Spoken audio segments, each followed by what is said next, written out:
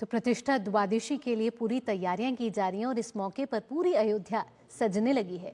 अयोध्या के तमाम घाटों और आध्यात्मिक स्थलों के सौंदर्यीकरण का काम लगातार जारी है।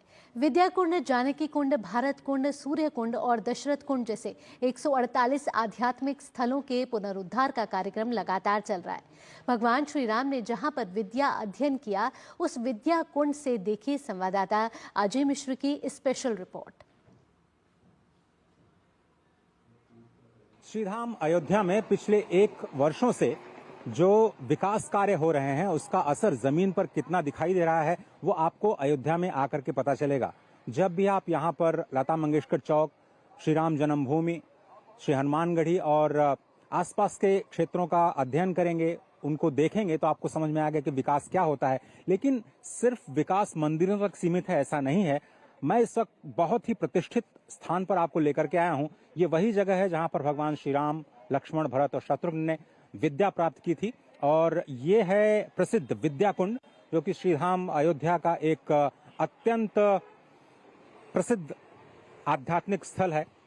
और जिस तरह से कहा जाता है कि उन भगवान को विद्या अध्ययन करने की क्या आवश्यकता पड़ी, जो भगवान, जो परब्रह्म परमात्मा, ऐसा कहा जाता है कि जिनके श्वास प्रश्वास से वेद प्रकट हुए हैं, उनको क्या पढ़ने की आवश्यकता हो गई। लेकिन ये वही स्थान है जब गुरु वशिष्ठ के पास आकर के भगवान श्री राम, लक्ष्मण, भरत और शत्रुघ्न ने संपूर्ण मानवता को वर्णाश्रम व्यवस्था का आदर्श स्थापित करने के लिए ब्रह्मचर्य आश्रम में अपने जीवन को व्यतीत किया। और बहुत ही प्रसिद्ध चौपाई है, गुरु गृह गए पढ़न रघुराई, अल्पकाल विद्या सब आई। तो कुल मिलाकर के 148 आध्यात्मिक केंद्रों का चयन किया गया है सरकार के द्वारा, जिनका पुनरुद्धार किया जा रहा है और इसका असर यहाँ के स्थानीय अर्थव्यवस्था पर भी पड़ रहा है।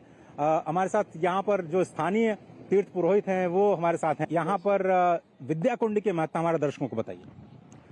विद्या कुंड का महत्व यही है कि भगवान जब बाल रूप में थे तो रामायण में तुलसीदास जी ने संक्षेप में लिखा ही है कि तो मानव कल्याण के लिए जो है अवतार लिए, भय कृपाला दीन दयाला कौशल्या हितकारी, कौशल्या माता को वचन दिए थे।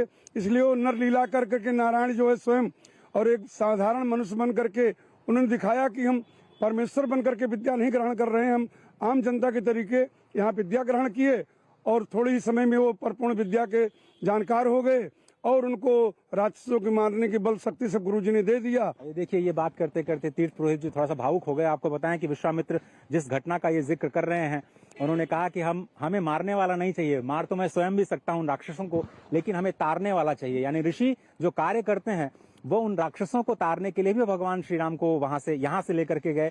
तो एक तरह से गुरु वशिष्ठ और गुरु विश्वामित्र के रूप में उनको 2 गुरु प्राप्त हुए। और जो इस तरह के कुंडों का पुनरुद्धार किया जा रहा है वो यहाँ अयोध्या की जो सांस्कृतिक पहचान है, जो आध्यात्मिक पहचान है, उसको फिर से पुनर्जीवित करने का कार्य लगातार जारी है। और प्रतिष्ठा द्वादशी के अवसर पर भी इसका असर यहाँ पर स्पष्ट रूप से दिखाई देता है।